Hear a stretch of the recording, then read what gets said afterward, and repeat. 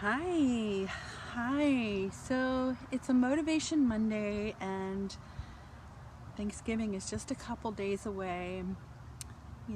At least here in the United States, this is a time of the year when we take the time to be thankful for whatever it is that we're thankful for. It's a celebration that we have every year in November. And we all know that 2020 was a hard year, and so I'm thinking that it may be really hard for some of us to think of things to be grateful for, but I just wanted to talk about it a little bit and how I learned throughout my life through hard times that being grateful can actually help you deal with adversity and just change your mindset. So just to give you a little backstory, and I'll put this down below, but because I have a podcast about this, I've just recently started talking about this, and I did mention it in a previous video maybe a couple months ago. But I grew up with an abusive parent. I married an abusive husband, and so the beginning of my life was very difficult, and I was a very sad, angry person for a long time. But after my husband left, I had some personal insight, and as I learned to deal with my past, I also learned how to deal with my future, or what's going on right now, and a lot of that has to do with gratitude. And these seeds came along to me in little bits through my life, and it didn't really come together until I was an adult going through this really terrible, ugly divorce. But I'm going to tell you some things that happened along the way, and the seeds that were planted, and why it means so much to me. So when I was a kid, and we were involved in the church, there was a lady, well, it was a book I read. It was called The Hiding Place, and I'll see if I can find that on Amazon. I don't know if I can, I haven't looked, but I'll look and see if I can find it and maybe put a link down there. It's written by a lady named Corrie ten Boom, and she lived in Holland during World War II, and she got arrested, her and her family got arrested for hiding Jews, and she ended up in Auschwitz. And there's a lot of things that happened before that, but she ended up in the concentration camp, and her sister ended up there at the same time. So she was brought back together with her sister, and so they go in to the barracks, and the barracks, if you don't know anything about what was going on at that time, the prisoners in the barracks, there was a lot of filth, and there was a lot of fleas and lice. That was a big problem for these people because, of course, they were packed into close quarters, so they would spread from person to person. And so when Corrie ten Boom and her sister, who her name was Bessie, I believe, or Bessie, I think they called her Bessie. It's been a very, very long time. They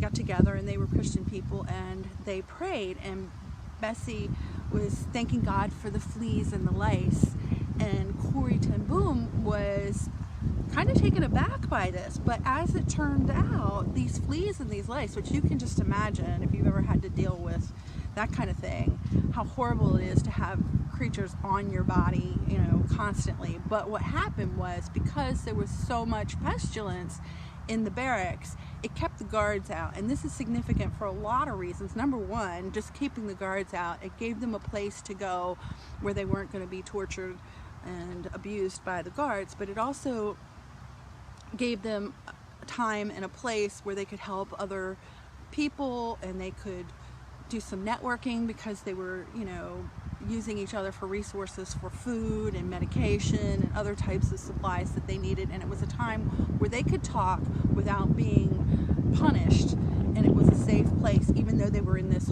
horrible place. So that was the first seed that was planted. The second seed came a couple months, it was like in the fall, probably early fall, and it was after my husband had left, and I was miserable and trying to figure out, how am I going to do all this by myself and pay a mortgage and all the things that you worry about when you're suddenly a single parent. And I was standing out behind the building where I was working at the time, and I was with a lady that I work with, and I was just kind of, I guess, complaining to her, and she kind of got after me. And this had gone on for several months now, and she said, you need to stop and look around, and just be grateful for things. What it was is there was this strip of grass back there, and it was morning time, so there had been dew on the grass overnight, but it was cold, and so the dew had frozen in little kind of big droplets. I mean, they were the size of gumballs, little gumballs, not the big gumballs, but the little ones, all little pieces of ice all over these pieces of grass. And she said to me, and she was right, you'll never see something like this again. And I never did. I've never seen it before. I've never seen it since then, but it looked like just diamonds all over the grass there. And so that was the second seed. The third seed, and I have to give this really credit to Oprah Winfrey, of all people. I've never met her, but I used to watch her show all the time. She came on, I think, at like 4 o'clock in the afternoon, and I used to watch her show, and I just loved her show. And I think she had started doing more significant types of, I know people hate her, there's some people that hate her, but I love her. I think that, at the time, those talk shows, a lot of the talk shows were very much like the Jerry Springer that we know. They were just, exploiting people, and it was all for sensationalism. And she decided she wasn't going to hurt anybody anymore. That's what she said.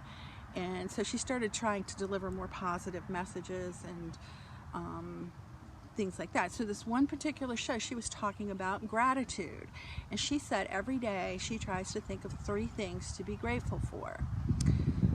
Okay, so here I am, and I got kids here who are also suffering. So, when you're a parent, of course you don't want your children to suffer, but it's kind of hard to be strong for them when you're feeling very weak. And that's kind of where I was. And so there were all these different things going in my mind about, how am I supposed to help my children when I'm having my own struggles and things like that. So I started putting some things together in my mind. And one of the scriptures, and I believe it was mentioned in The Hiding Place, the book I was telling you about, that there is a scripture, and I don't want to force anything on anybody, but this is my belief.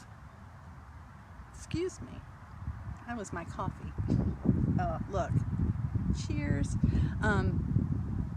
There was a scripture that said, basically, give thanks in everything, rejoicing always. And that, leading back to that horrible situation that those 2 women were in, which wasn't nearly as bad as what I was going through was not nearly as bad as what they were going through. At least I had my freedom. I could walk around, and I could go to the store, and I could wear whatever I wanted, and I could basically say whatever I want. That was the scripture that went through my head, give thanks and rejoice always.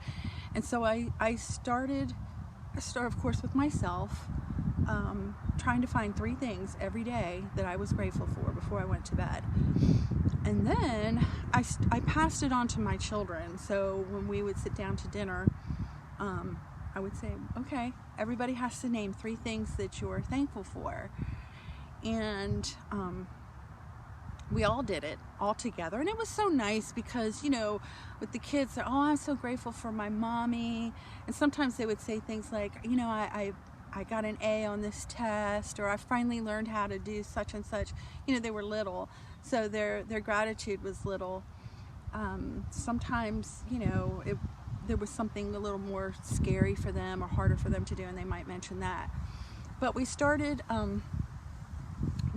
doing that every night, and it became, when you started off dinner like that, then dinner became a much more pleasant part of the day. It wasn't just getting the kids fed and getting their homework done. It was something that we could look forward to, time spent together as a family and showing appreciation, because I tell you what, one of the most gratifying things that you can hear is that your children love you. And of course, I could say that back to them, that I'm so grateful for each one of you. Then I got this piece of poster board, and I put it up in our kitchen on a wall, kind of low where they could reach it. And then I got crayons and markers and colored pencils and all these different things, and I wrote across the top, thankfulness or thankful, something like that, these big block letters, and I put the scripture reference there. And we started writing things on there. So then it became within the house, you know, as soon as everybody got home after daycare, after work, you know, guess what, this happened, you know, and I'm like, that's great, let's go write it on the board.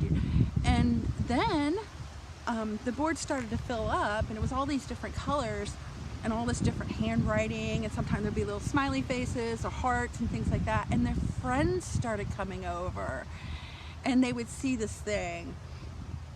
And so, you know, the kids were explaining what it is, and then they started writing things on it. And even my friends, of course I didn't have as many friends coming over as my kids, you know, but they would look at that and they would say, what is that? And I could explain to them what I was doing. And so all these different people started writing things on there. I got a job, I got a car, you know, I met somebody special, all this different stuff in day-to-day life. You know, we had a beautiful rainbow after that storm yesterday, or, you know, I almost had a car accident driving in the snow, but thankfully nobody was hurt. You know, there's lots of things to be grateful for. And that it turned out to be a really cool piece of art. And I tell you, if I have any regret in my life, it was not keeping that. When we moved, I threw it away, and I wish I had kept it.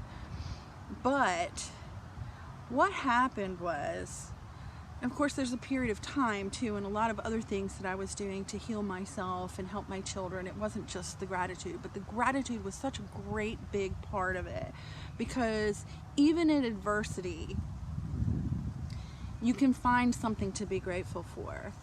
So in the beginning, it really was my kids, you know. I was so grateful that I had my children and how dear they are to me, even of course to this day. And now I have grandchildren, you know, that I'm grateful for. But it may just be something as simple as I managed to come up with enough money to buy groceries that week. And particularly this year, you know, the entire world has been affected by COVID. And then here in our country, we've had issues with, you know, police and the economy and this election, which I don't want to get political. Please don't post political stuff. You know, you voted for whoever you voted for, and, you know, one person won. And that's really how our democracy works, you know. So we'll have another election in 4 years. Okay, that's how it works here. So please, I don't want to hear a bunch of political stuff.